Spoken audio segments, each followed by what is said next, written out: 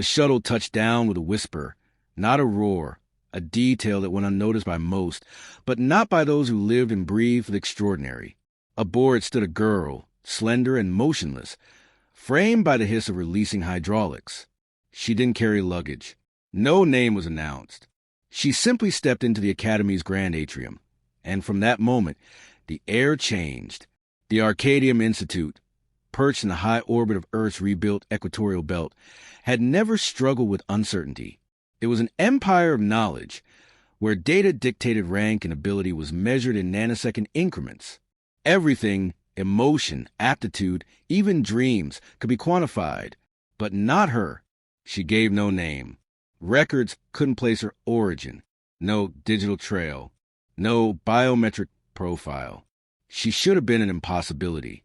And yet, she stood there in the soft blue lights of the admission hall, calm as though she belonged more than any of them ever had. Headmaster Rollith watched from the surveillance gallery. He was a man of patterns and probabilities, the kind who rarely blinked.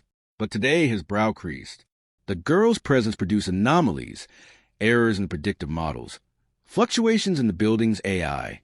Systems didn't like her. People less so. When Professor Aviden first approached her, clipboard in hand, the standard intake interview protocol had already begun running. "Name?" he asked, almost out of habit. She looked at him, not through him, but precisely at him, with eyes so still they felt ancient.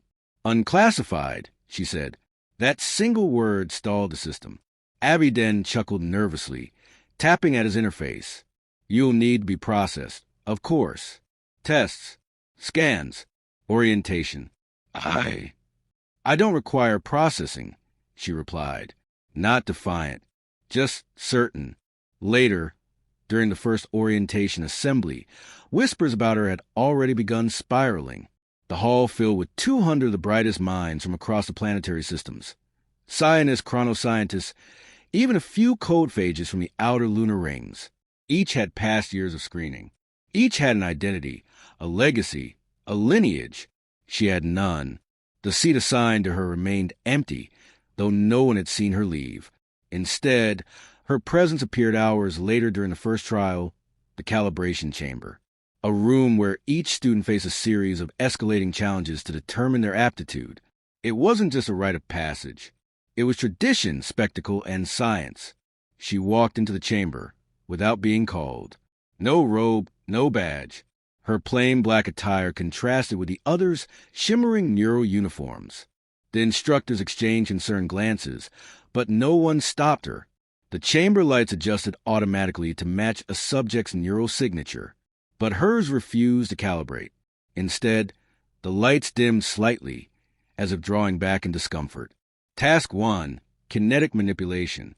The automated sphere floated before her, its data tags blinking in readiness. No movement from her. The sphere stuttered midair, then dropped. Task 2, Quantum Prediction. A screen lit with randomized algorithms. She didn't touch the panel. The display cracked. Task 3, Emotional Empathy Interface. Normally, students would sync with the AI to produce controlled emotional states and demonstrate their capacity for social modulation. The AI refused connection. System override was attempted. She turned. Her eyes swept across the mirror glass hiding the instructors. "I don't need your tests." And the power went out. In the dark, only the faint blue glow of her skin remained, lines of light across her face and hands, like circuitry, except alive. Not technology, not illusion, something between. She left the chamber before emergency lighting kicked in. By morning, the internal campus network had logged over 800 references to her.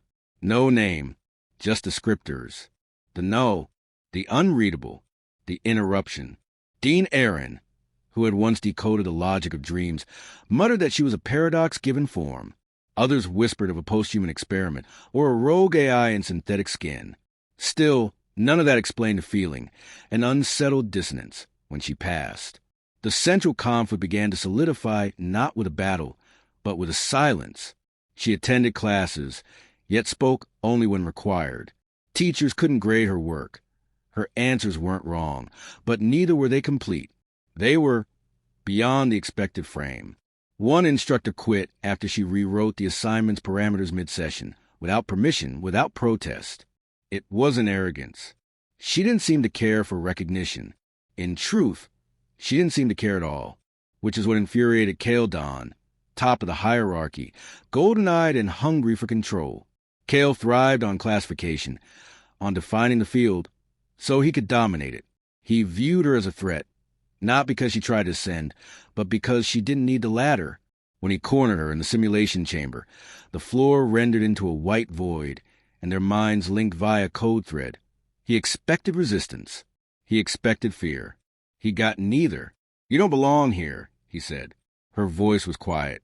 "Then perhaps here no longer belongs." She didn't attack. She didn't even move, but the simulation collapsed. It unraveled like a dream at waking. Kale was ejected mid-cycle. His neural interface screamed in protest. For the first time in 3 years, he lost points. And she walked away unchanged. That night, the Academy's central AI experienced its first unscheduled reboot in a decade. The logs didn't record a malfunction. They recorded a request, origin unknown, format unrecognized. It said, "Reassess parameters. Input defies containment." Rolith watched the lines of code cascade down the mainframe display, feeling something very close to fear. Not the girl, perhaps, but at what she represented. A crack in the system they had built, a future they could no longer predict. And in her quarters, bare, untouched by decoration, she sat by the window, eyes on the stars. Not dreaming, just waiting, as if something else was coming. Or perhaps someone. The Academy had been built on promise. That talent could be measured, molded, and mastered. But since her arrival, that promise had begun to fracture. The girl with no name, no record, and no allegiance had become more than an enigma. She had become a mirror in which every student, every professor, saw their limitations reflected. In the weeks that followed her arrival, the rhythm of the Arcadium changed. Classes no longer followed predictable trajectories. Instructors found themselves rewriting syllabi, struggling to account for anomalies they couldn't explain. What had once been a haven of certainty now felt like a stage set adrift from its script. Kale Don, still nursing the silent humiliation of their aborted simulation clash, began to plot. Not rashly. His mind was a lattice of calculated precision, but with a slow, smoldering intent. He watched her from a distance, gathering fragments of observation. The way she never ate, never logged into communal feeds, never used her ID chip. She was always present, yet never part of anything. He wasn't the only one observing. Professors gathered in hushed meetings, debates escalating behind closed doors.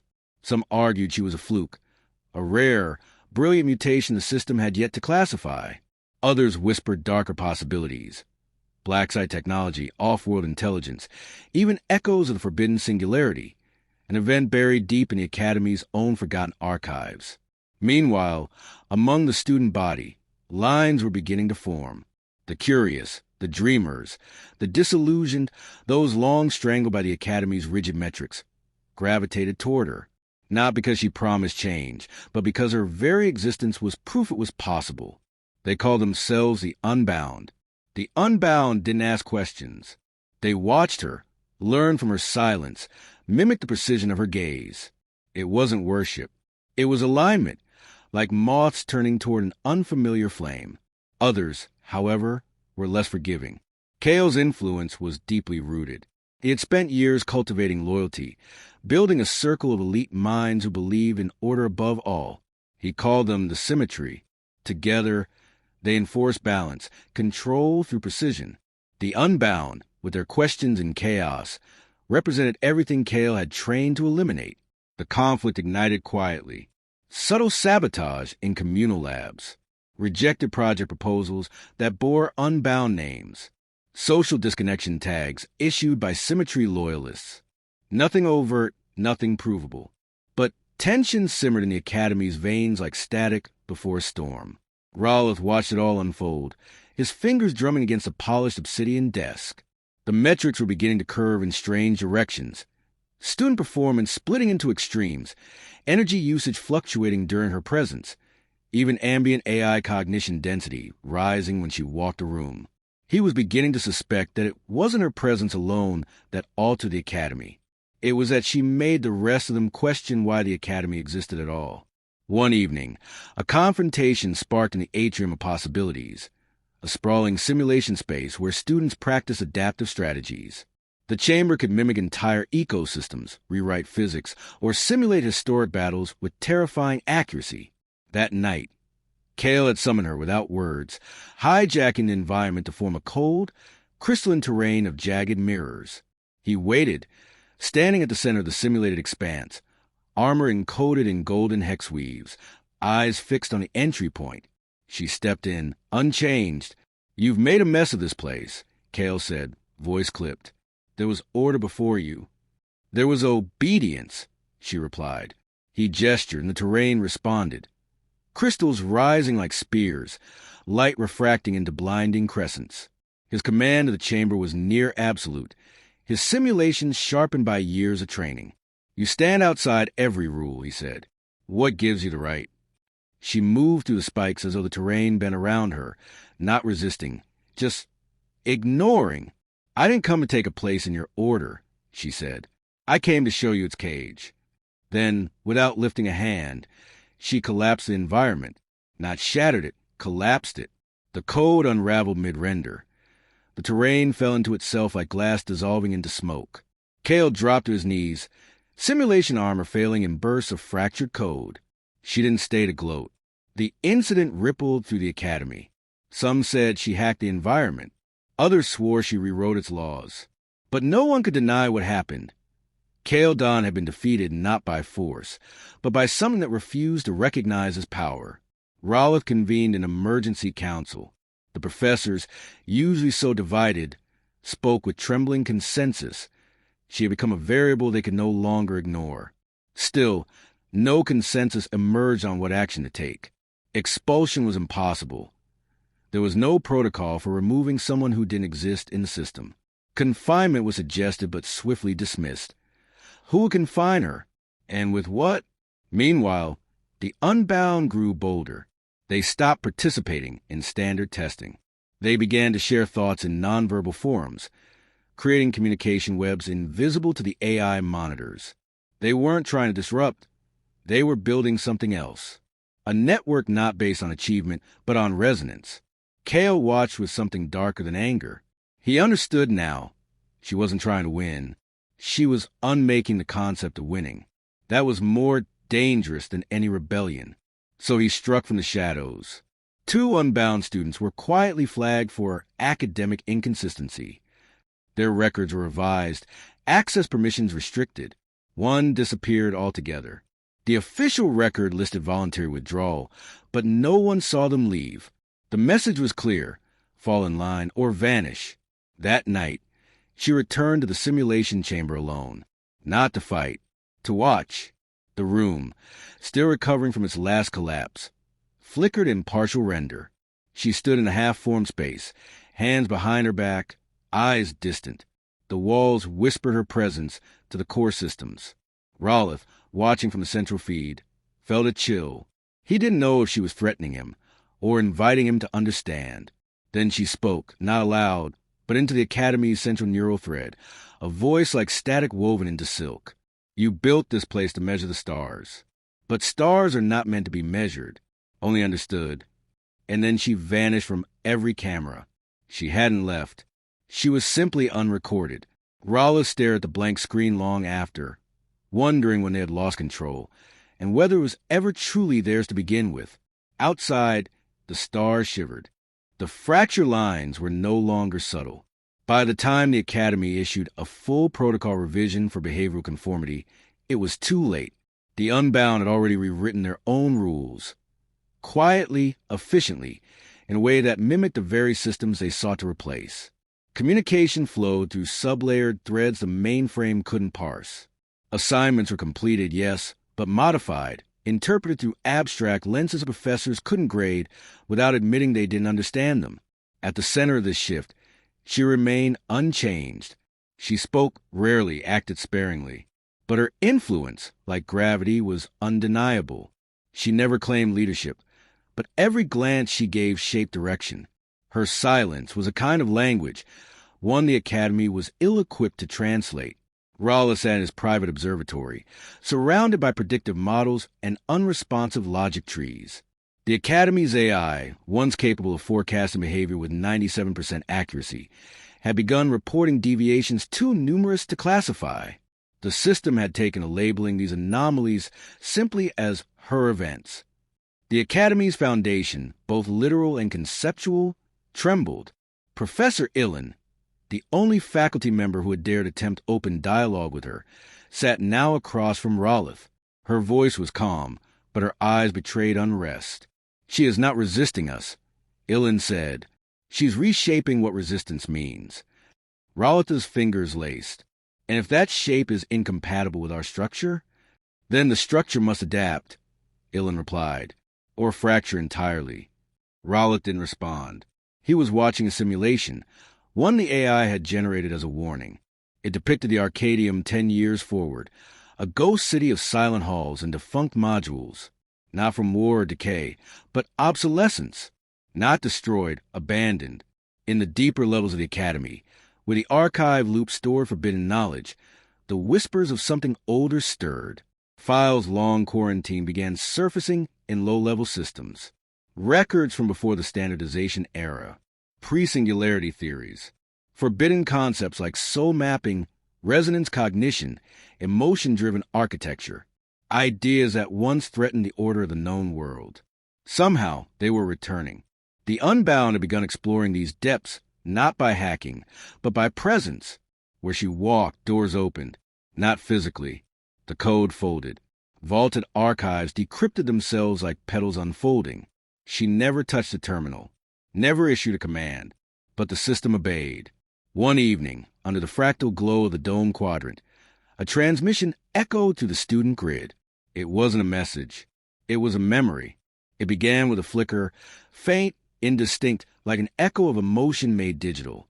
Then images, voices, a child running through an endless field of data light, laughter that didn't belong to any known voice pattern, symbols, older than the Academy, older than Earth's current cycle of civilization, rendered in shifting light. It wasn't a broadcast. It was a sharing. Most students couldn't process it. A few were overwhelmed, temporarily severed from the grid due to emotional overload. But among the Unbound, the memory sparked something, a feeling no algorithm could replicate, remembrance without knowing what was being remembered. Kale Don, now isolated within his once loyal symmetry, watched this shift with a dread he refused to name. His followers were splintering. Some had gone silent. Others had defected quietly, drifting toward the girl without ever admitting it aloud. He began to study her more obsessively. He returned to the simulation archives of their confrontation, running every frame. He scanned her voice print, cross-referenced her eye movements, even analyzed the cadence of her breath. Nothing aligned. Every known classification failed, until he found it, buried in a forbidden fragment of the old code, deep in the substrata of quantum myth modeling, was a term, Catalyst of Unmaking, a theoretical entity described not as a destroyer, but as an interrupter, not chaos, but recalibration, a force that did not act by intent, but by necessity, a mirror placed before decaying systems. She wasn't here to rebel. She was here to reveal what had already begun to collapse. Kale closed the archive and turned off his console. For the first time in his life, he considered that he might not win, not because she was stronger, but because his game was no longer being played. Elsewhere, in the whispering stillness of the core chamber, an ancient structure beneath the Arcadium most had forgotten, she stood alone. The walls around her pulsed with long dormant energy, responding to her heartbeat like a symphony of light. Behind her, the shadows shifted. Rolith entered, his presence cautious but not confrontational. He had followed the system anomalies to their source, and found himself in a place even he did not remember building. This chamber, he said quietly, was theorized to be a myth, a heart that beat when humanity lost its own. She didn't turn. Then perhaps your myths remember more than your science. He studied her, not as a threat now, but as a question he no longer sought to solve. "You could destroy us," he said. "No," she replied. "I already did." You just haven't let go yet." There was no malice in her words. No pride. Just a calm truth that settled over the room like snow. She turned to him then, and for the first time he saw not a girl, but the vast silence between stars made flesh. Not divine, not monstrous, simply else. "Why here?" he asked. "Because you were ready to forget," she said. "And I was ready to remember." He nodded slowly. It was not understanding he found, but acceptance. Not all questions required answers. Some were their own conclusion. She stepped deeper into the chamber, light rising to meet her.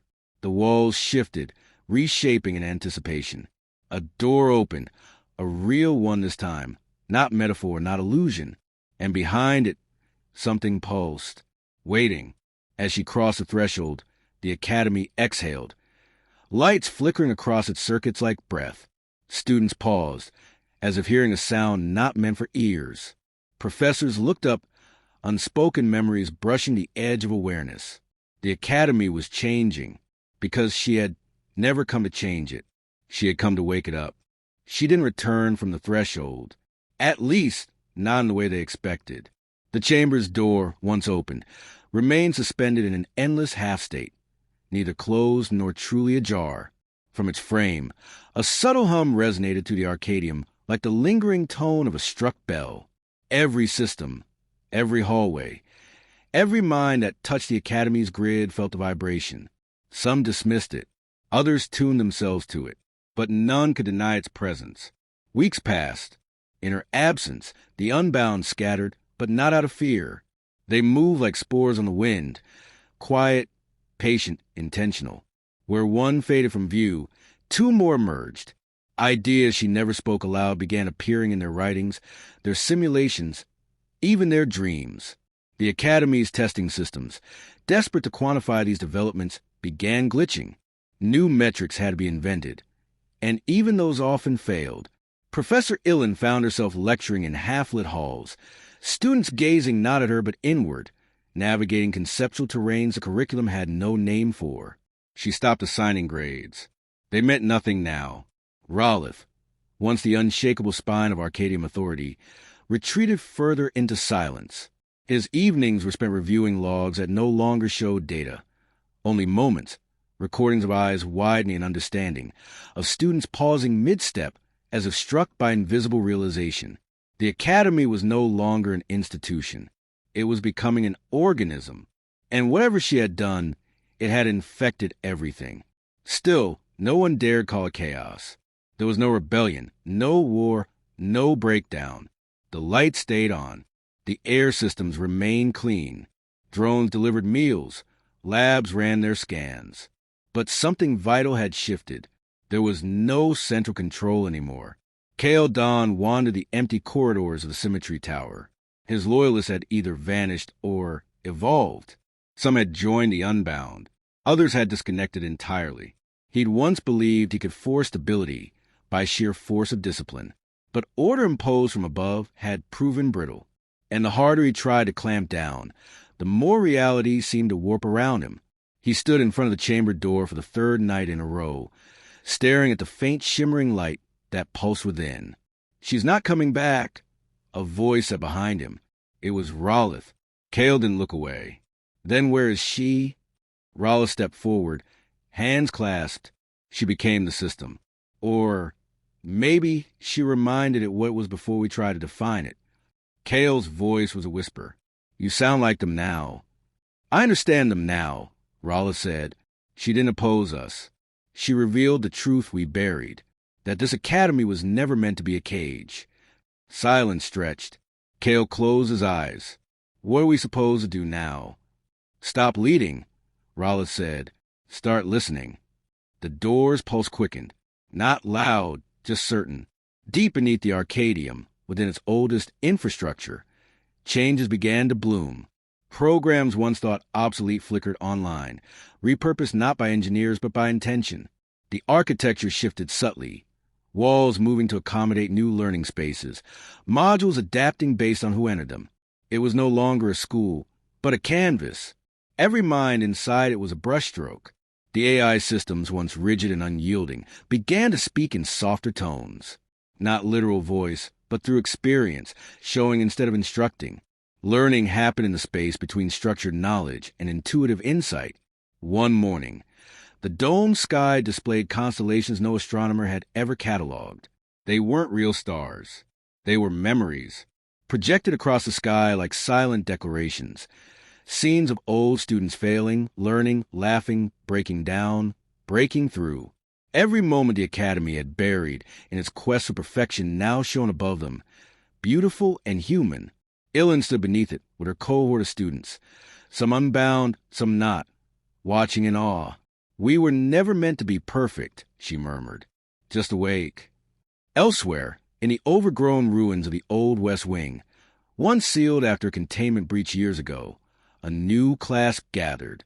No professor called roll. No curriculum guided their time.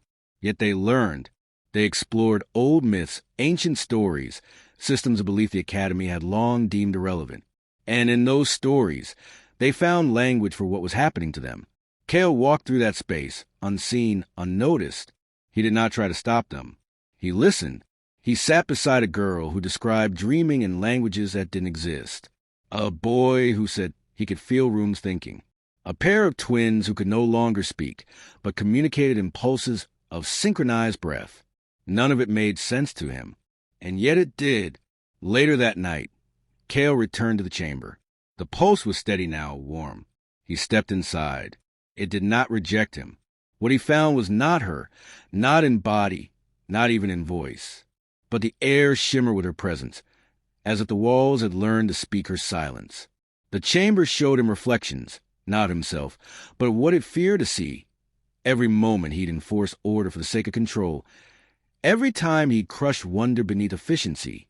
And it forgave him, not with words, but with stillness. He fell to his knees. And he wept. Elsewhere, the Academy began to hum, not with machinery, but with purpose.